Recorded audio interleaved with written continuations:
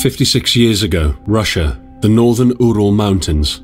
A group of 9 students of the Ural Polytechnic Institute embarked upon a difficult winter expedition to reach the Otorten mountain. Their journey seemed to progress according to plan. However, on the 7th day of their trip, the weather conditions worsened. They lost their orientation and were forced to set up a camp on the slope of the mountain called Kholat Siakal. It was their last stop. 3 weeks later in Yekaterinburg, when their families received no word of their success, the first rescue expeditions were sent.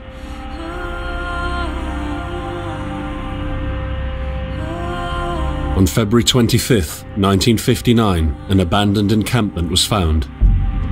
The tent was torn down and covered with snow, with all the group's belongings left inside. Further examination revealed it was cut from inside out. The surrounding footprints indicated the crew had fled the tent. They were barefooted. This suggests a frantic escape, characteristic of people scared out of their wits. 2 sets of prints led to a forested area down the slope. The rescue team found an improvised fireplace and 2 bodies. They were lying in but their underwear, with cuts and scratches to their limbs, suggesting they had tried to climb the tree in panic. What could terrify them so much? The next 3 bodies were found scattered a few hundred meters from the first discovery. One of them had suffered a fractured skull, this despite no evidence of a struggle. It took the spring thaw 2 months later to enable the rescue team to find the rest of the victims. The last 4 skiers were found buried in a thick layer of ice and snow. Their autopsies led to even more bizarre findings. All of the bodies had severe internal injuries caused by an undetermined force, similar to that of a serious car accident. No external damage nor bruises were visible, besides a tongue ripped from one victim's mouth and a strange orange skin color. Much speculation arose from these puzzling events. Such theories included attack from the local tribesmen, from an avalanche, or animals. Each theory, however, only served to create more questions. The truth behind this tragic course of events remains unexplained to this day. What really happened? Maybe the answer still waits to be discovered, deep under the snow.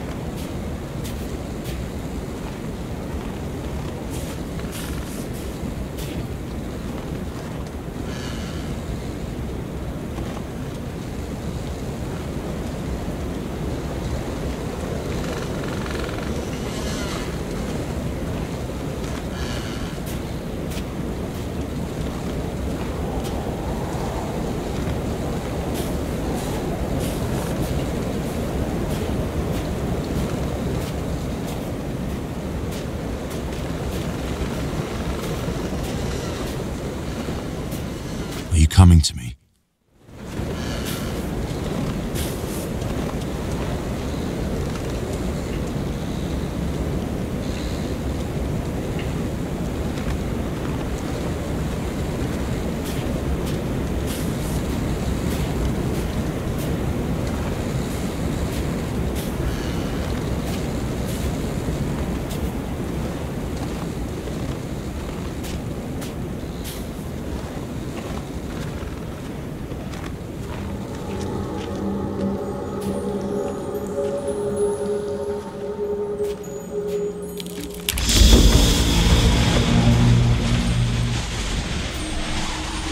In the end, the only thing I saw was a flash, an insufferable burning light, the pain ripping apart my body.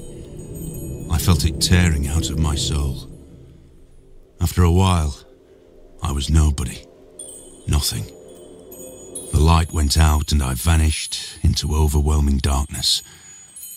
I welcomed the end with delight.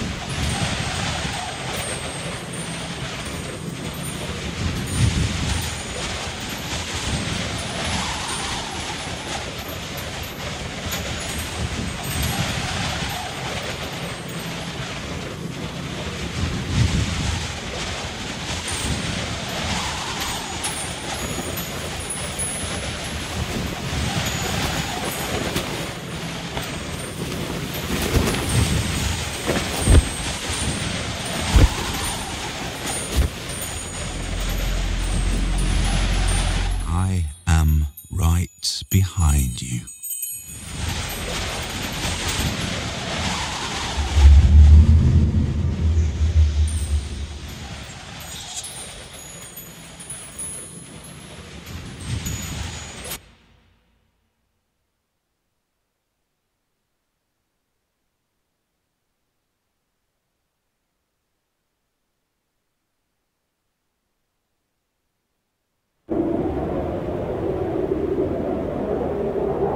Have you ever tried to hold on to your humanity when others convince you of being no more than a subject, an object, which they can bend to their will? When they told you that you were a monster that deserved punishment, and you could really not remember your sins? When they took away your loved ones, leaving you to rot in the dark?